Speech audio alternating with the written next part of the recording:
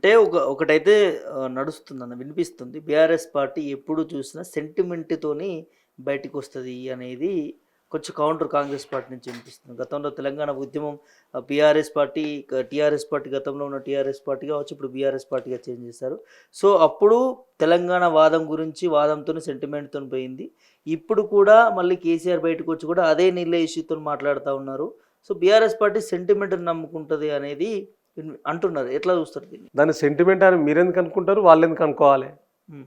తెలంగాణ ప్రాంత ప్రయోజనాల దృష్టి అనుకోవద్దా? అది సెంటిమెంట్ ఎట్లయితుంది? ప్రాంత ప్రయోజనాలు అవసరం లేదా? ఎస్, ఆ ప్రాంత ప్రయోజనాలకు విఘాతం కలిగినప్పుడు డెఫినెట్గా తెలంగాణ ప్రాంతం గురించి ఆలోచించేటోడు ఎవడైనా స్పందిస్తాడు. మా పార్టీ పుట్టిందే తెలంగాణ రాష్ట్రం మీద కదా, తెలంగాణ రాష్ట్ర హక్కులకు సంబంధించి కదా, నీళ్లు నిధులు నియామకాలకు సంబంధించే కదా. డెఫినెట్గా అది ఎప్పుడైనా ఆ హక్కులకు విఘాతం ఎప్పుడు కలిగినా బయటకు వస్తాము. ఎప్పుడు ఈ మాట్లాడేవాడు ఎవరు లేడు బయట. ఈ ప్రాంత ప్రయోజనాల దృష్ట్యా మాట్లాడే రాజకీయ పార్టీ ఎవరు లేరు ఈ రాష్ట్రంలో. ఉన్న రెండు జాతీయ పార్టీలు వాళ్ళ లక్ష్యం వేరు. వాళ్ళకి ఎంతసేపు పదవులు కావాలి, పదవుల మాటను రాజకీయం చేయాలి. కానీ ఇలా మా బీఆర్ఎస్ పార్టీకి, మా నాయకత్వానికి లక్ష్యం ప్రజలకు సేవ చేయడం, లక్ష్యం ప్రాంత ప్రజలను కాపాడడం. కాబట్టి ఆ ప్రాంత ప్రయోజనాలకు భంగం వాటిల్తుందన్నప్పుడు తప్పకుండా ప్రశ్నిస్తాం, తప్పకుండా ప్రజల పక్షాన నిలబడతాము, గొంతెత్తుతాము, బజారుకి ఈడుస్తాం అవతల వాళ్ళను. అదే చేస్తూ ఉన్నాం ఇలా. దాన్ని నువ్వు సెంటిమెంట్ అనుకుంటే నీ మూర్ఖత్వం అది. ఆనాడు కూడా సెంటిమెంట్ అని ఎట్లా అంటావు? ఆనాడు ఈ ప్రాంత ప్రజల కోసం కొట్లాడినాం కాబట్టి తెలంగాణ రాష్ట్రాన్ని తీసుకొచ్చినాం మేము. సెంటిమెంట్ కోసం కొట్లాడిండు కేసీఆర్, ఆయన పదవి కోసం కొట్లాడిండు. నీ పదవిలో ఎవరికి కావన్నే? నీ పదవిలో గడ్డి పోర్చ లెక్క ఇసిరి పారేసిండు మా కేసీఆర్ గారు. నీ డిప్యూటీ స్పీకర్కు, నీ పదవికి, పార్టీ పదవికి ఈసి ప్రజల మధ్యలోకి వచ్చి మళ్ళీ గెలిచినోడు. అనేక సందర్భాలను తెలంగాణ కోసం ఎంపీలను, ఎమ్మెల్యేలను పదవులకు రాజీనామా చేసినాం, ఇసిరి పాడేసినాం.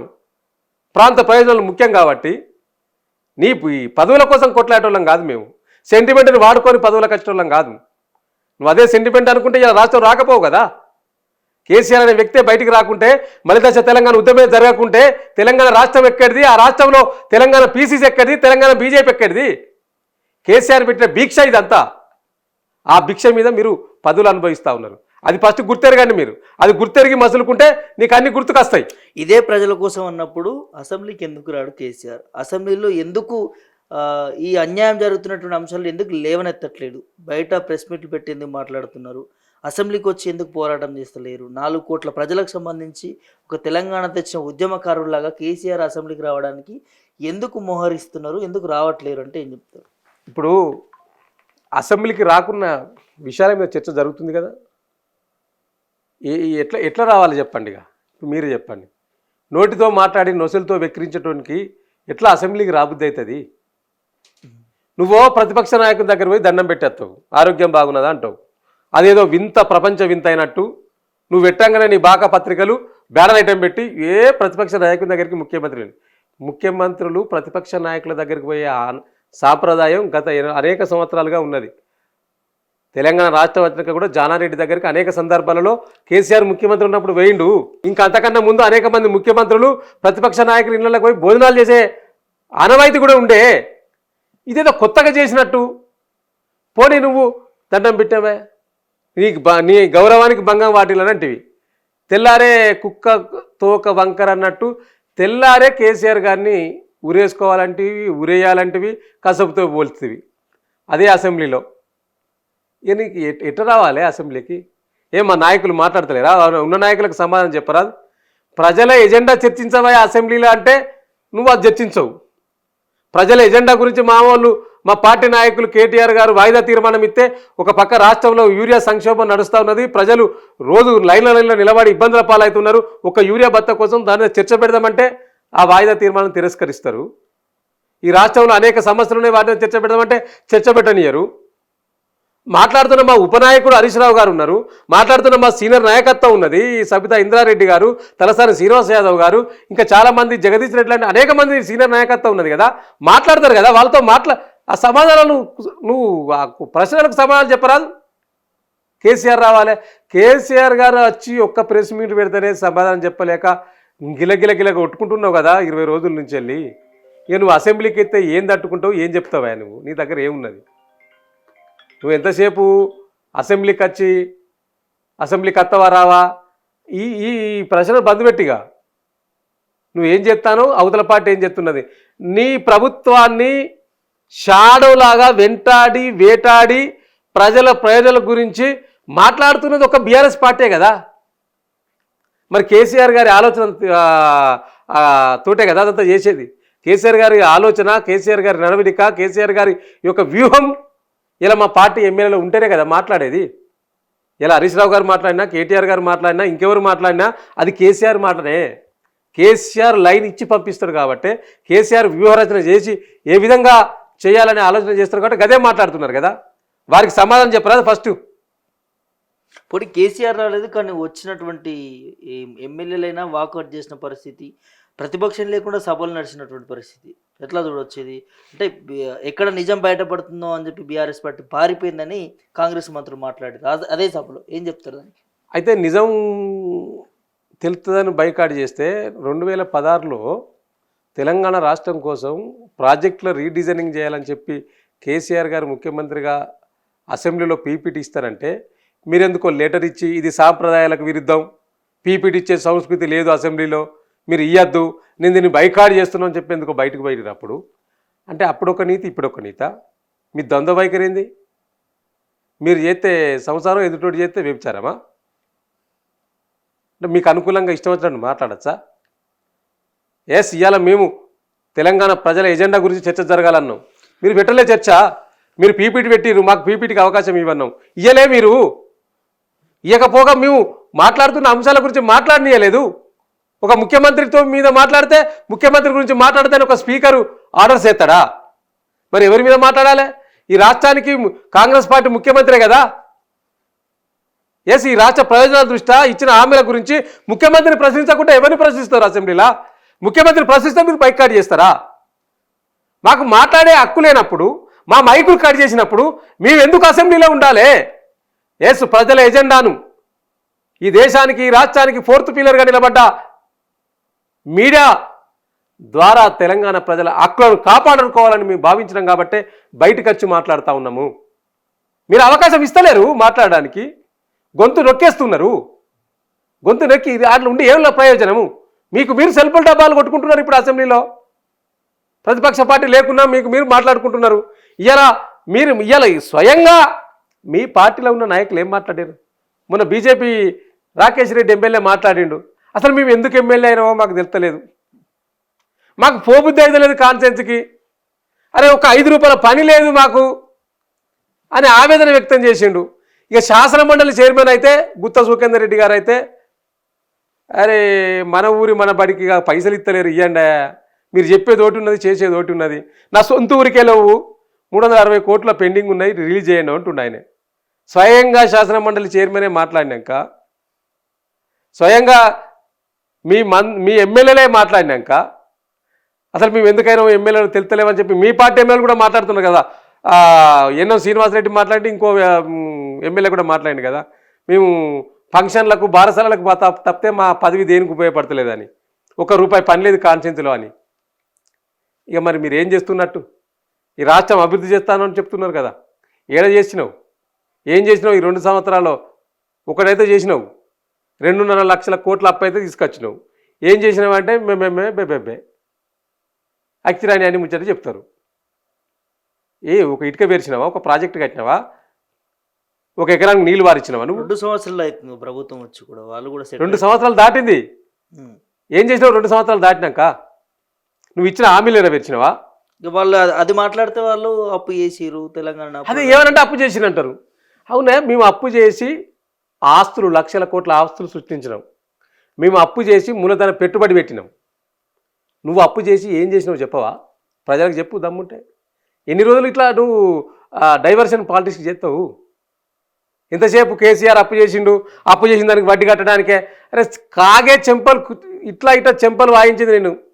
కాగి చెప్పిన రిపోర్ట్ కదా నీ కేంద్రంలో మీ ఎంపీ కిరణ్ కుమార్ రెడ్డి అడిగిన ప్రశ్నకు సమాధానం చెప్పింది ఎంత కడుతున్నామో మన బీజేపీ ఎంపీ రఘునందన్ రావు గారు కూడా అడిగిండు ఇదే పార్లమెంట్లో అయ్యా అసలు ఎంత అప్పు అయింది ఎంత వడ్డీ కడుతున్నామంటే లెక్కలు చెప్పారు కదా ఇంకా కొత్తగా ఏం చెప్పాలి ఎన్నిసార్లు చెప్పాలి దాని లెక్కలు నీకు చేతగాక చేవలేక ఇట్లాంటి ముచ్చట చెప్తాడు. సబ్జెక్ట్ ఉన్నోడు పని చేసినోడు ఒకటి కూడా ఈ ముచ్చట చెప్పాడు. నువ్వు ఏం చేస్తలేవు కాబట్టి గత ప్రభుత్వం ఎన్ని రోజులు గత ప్రభుత్వం మీద ఆడిపోసుకుంటావు? 2 సంవత్సరాలు అవుతుందా? ఇంకొక సంవత్సరమే నీకు ఇక అడ్మిషన్ చేయడానికి. ఇంకా లాస్ట్ 2 ఇయర్స్ అంతా ఎన్నికల అడవుడే ఉంటుంది. ఇక నువ్వు కొత్తగా చేసేది ఉన్నది, కొత్తగా పీక్ పెట్టేది ఉన్నది ప్రజలకు.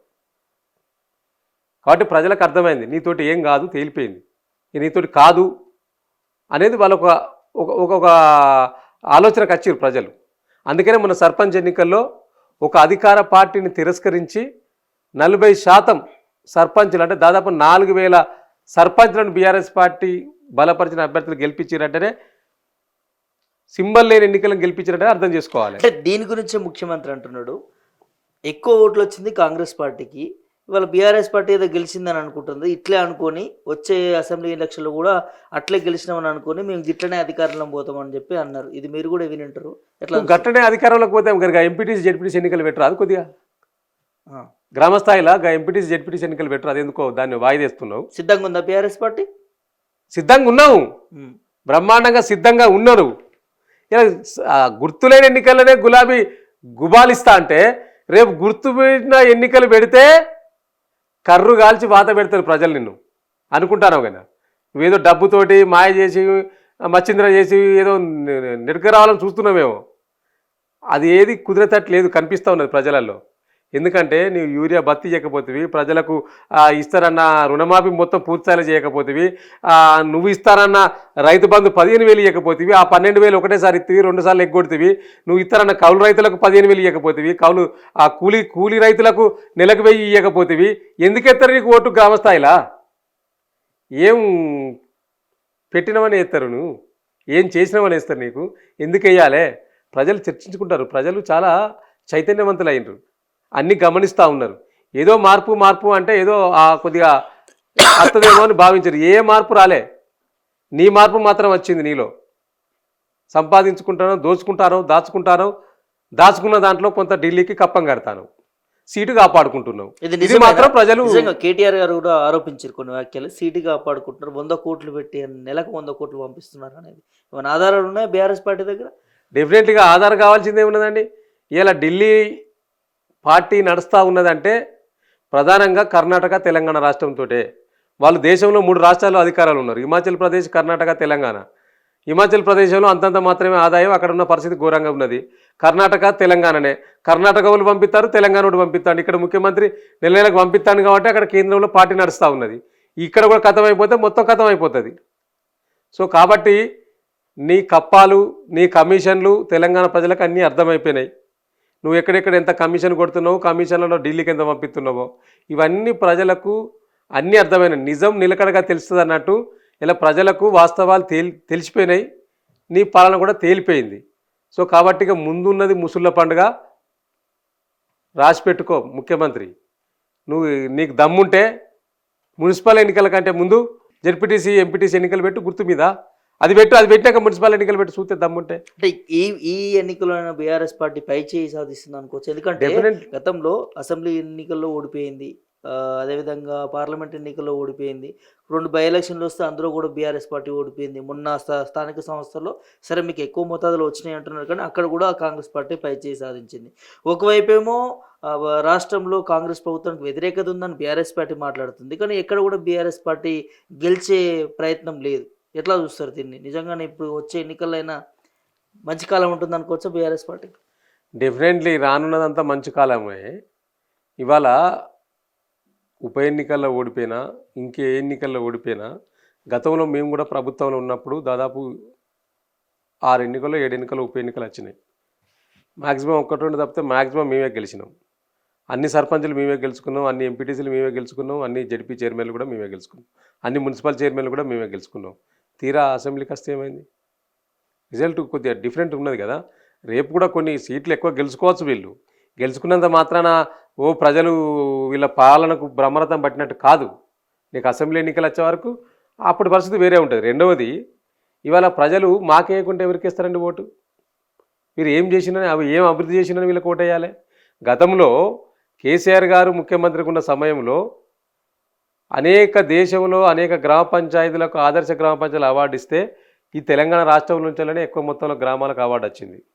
మున్సిపాలిటీలకు అవార్డు ఇస్తే తెలంగాణ రాష్ట్రంలో ఉన్న మున్సిపాలిటీలకు అనేక రంగాలలో అవార్డులు వచ్చినాయి. కేంద్రం రాష్ట్రపతి అవార్డులు వచ్చినాయి, కేంద్ర గ్రామీణాభివృద్ధి సంస్థ నుంచి అవార్డులు వచ్చినాయి.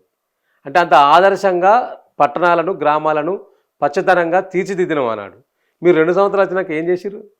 పట్టణాలకు ఇక్కడ హైదరాబాద్లో కానీ మిగతా నగరాలలో కానీ ఎక్కడికక్కడ చెత్త వేరుకపోతూ ఉన్నది, ఎందుకో తీయలేకపోతూ ఉన్నారు. గ్రామాల్లో అయితే మొన్నటి వరకు సరే, మొన్న గ్రామ పంచాయతీలకు ఎన్నికలు జరిగినాయి, సర్పంచ్లు వచ్చారు. అంతకంటే ముందునైతే ఇంకా ఘోరం ఉండే కదా పరిస్థితి. మేము ఇచ్చిన ట్రాక్టర్ నడిపించే పరిస్థితిలో ఉండే గ్రామ పంచాయతీ.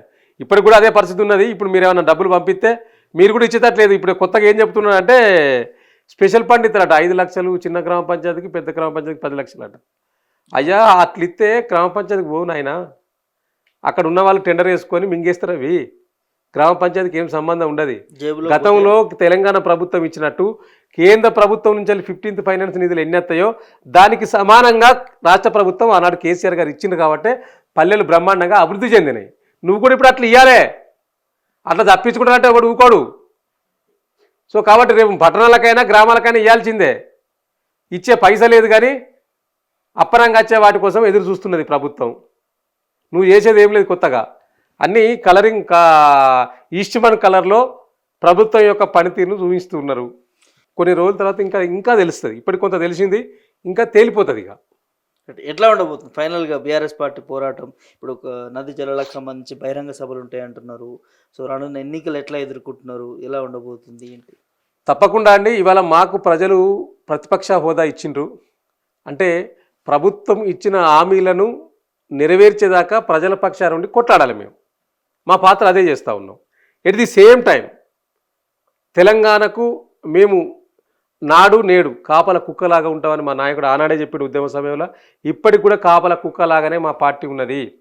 తెలంగాణ ప్రయోజనాలకు విఘాతం కలిగిన ఈ ప్రాంత ప్రజల యొక్క ఇచ్చిన హామీల పట్ల మీరు విస్మరించినా మా పాత్రను పోషిస్తాము. అదే పాత్రని ఇలా పోషిస్తూ ఉన్నాం. మళ్ళీ కృష్ణాలో డోక జరగబోతూ ఉన్నది. దానికి స్వయంగా పోలవరం బనకచెర్ల ప్రాజెక్టుకు సంబంధించి పోనంటేనే పొయ్యి సంతకాలు పెట్టి వచ్చినావు కదా రేవంత్ రెడ్డి. మళ్ళీ సంతకాలు పెట్టి వచ్చి CWC అనుమతులు ఇచ్చేదాకా కూడా నాకేం తెలియదు అంటివి. ఇలా దాని మీద మళ్ళీ సుప్రీంకోర్టులో కొట్లాడతానంటివి. ఎవరు నమ్మాలా నిన్ను? కాబట్టి ఈ ప్రాంత ప్రయోజనాలకు ఈ ప్రాంతానికి విఘాతం కలిగే పరిస్థితి ఉన్నది కాబట్టే మా నాయకుడు కేసీఆర్ గారు రంగంలోకి దిగిండు. తప్పకుండా ప్రజలను, ఆ ప్రాంత ప్రజలను, ఏదైతే ఈ యొక్క కృష్ణా పరివాహక ప్రాంతం 70% తెలంగాణలో ఉన్నది. ఈ 70%లో మహబూబ్నగర్ జిల్లా, ఉమ్మడి మహబూబ్నగర్ జిల్లా, కొంత రంగారెడ్డి జిల్లా, ఆ తర్వాత కొంత నల్గొండ జిల్లా, ఈ 3 జిల్లాలో ఉన్న ప్రజలను, రైతులను తప్పకుండా ఇంకా చైతన్యం చేసే దిశగా, వారి హక్కులను కాపాడే దిశగా బీఆర్ఎస్ పార్టీ రాజీలేని పోరాటం చేస్తుంది. ఎంత దాకానైనా పోతాం, కొట్లాడతాము, వెంబడిస్తాం, వెంటాడతాం. ప్రజల యొక్క ఇచ్చిన హామీలను నెరవేర్చేదాకా పార్టీ క్షేత్రస్థాయిలో ఉంటుంది, ప్రజల పక్షాన పోరాటం చేస్తుంది. థ్యాంక్ యూ అన్న. Thank you Prabhakar.